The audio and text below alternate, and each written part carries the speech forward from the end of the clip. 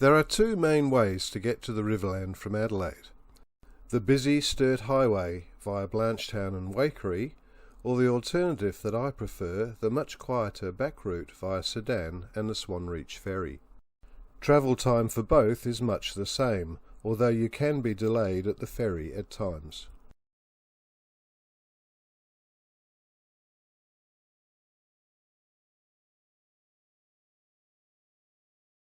Once you get to the Riverland at Loxton, the good news is it's not very far to anywhere. We headed to Renmark. This is the hotel that my wife's grandfather worked on in the 1930s. The Waterfront Precinct is right in front of the hotel.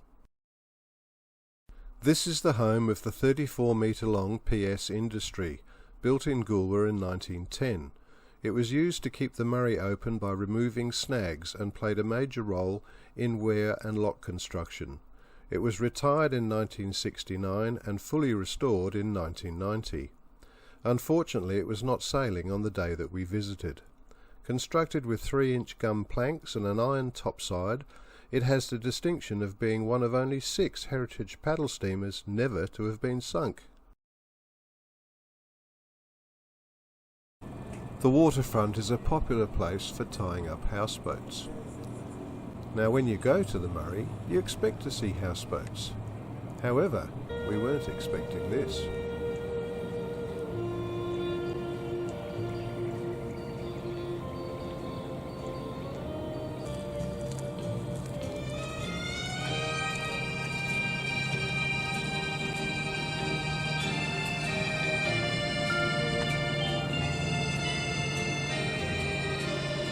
Frank, great name that, aka the Chookman, was very friendly and we stopped for a chat. All the additions to his houseboat he has picked up along his travels. He spends most of his time living on the boat and it is, shall we say, unique.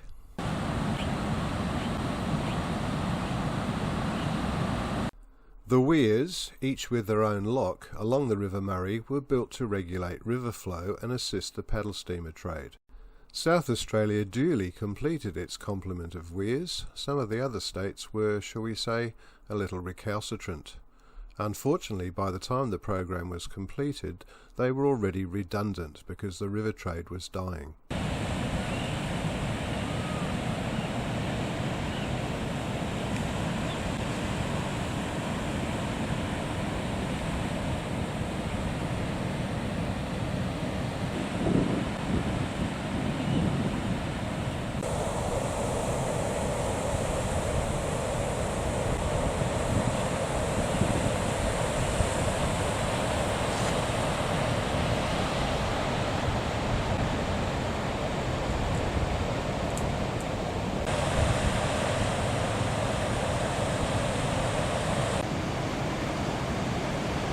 That's the Australian Inland Waters flag.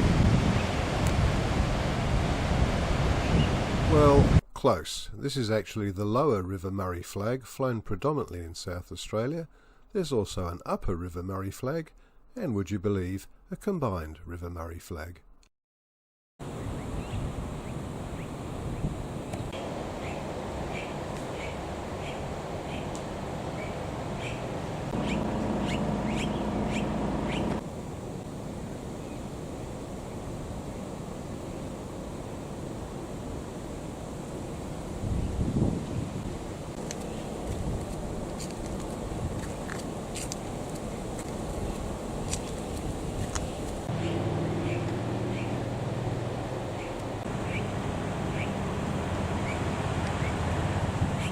The Peringa Bridge was built in 1927 and until 1982 carried a railway line as well.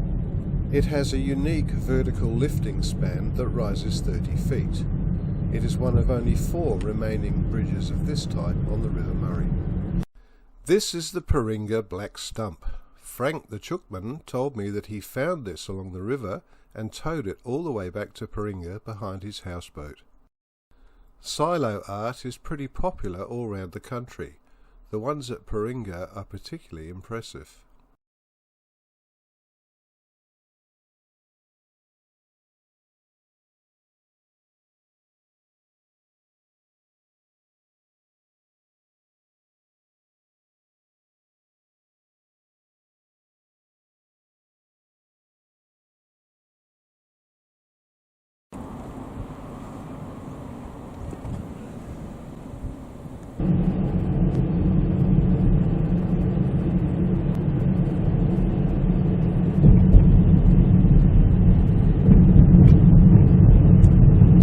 Back at Renmark, the chookman was casting off. Given that he couldn't be able to see very much, I'm not surprised that he hit the concrete. With the strong breeze to contend with, the whole procedure looked a bit awkward.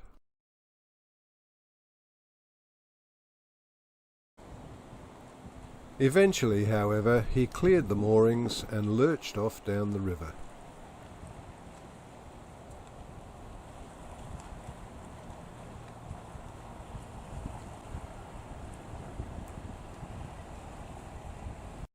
Lurched very definitely being the operative word.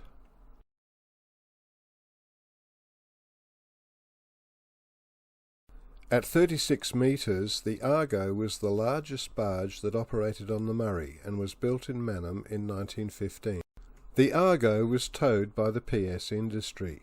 It sank at its Renmark moorings in 1998 before being raised and lovingly restored, then moved to its current static display at Olivewood.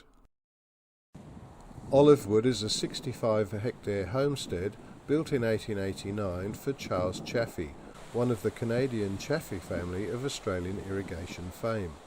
The family was largely responsible for establishing irrigation colonies along the River Murray from Mildura in Victoria to the South Australian Riverland. The whole property is now managed by the National Trust of South Australia. For a few dollars you can go into the museum and get a fascinating glance of pioneer lifestyle.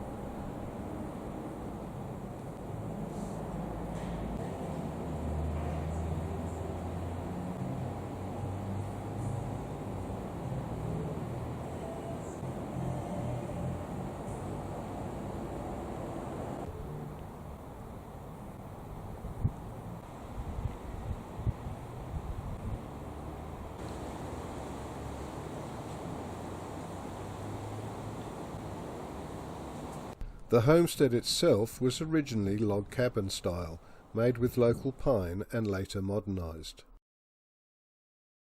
The inside of the house contains many of the original furnishings, plus a large number of donated items.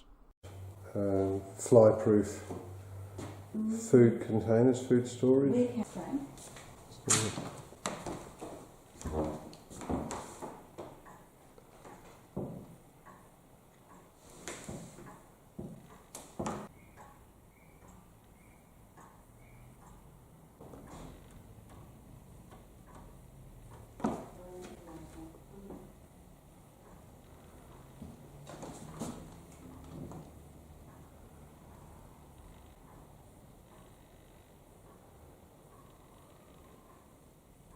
Stuff that we remember our grandparents and my grandparents having, some of the glass stuff.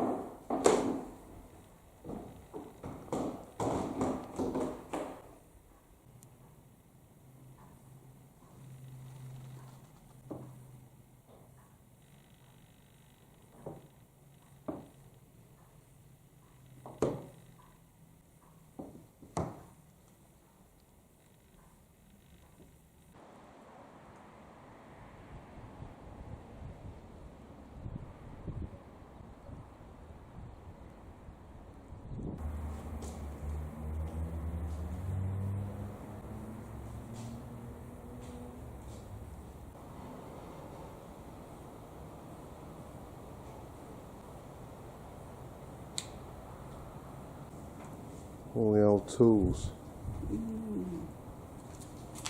And the satchels and conveyor belts. Scythes.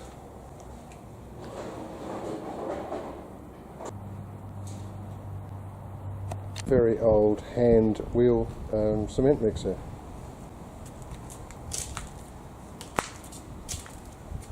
The Berry Bridge, which was opened in 1997, replaced the ferry service. A large metal panel and artwork on the bridge supports celebrates the local Indigenous Dreamtime story.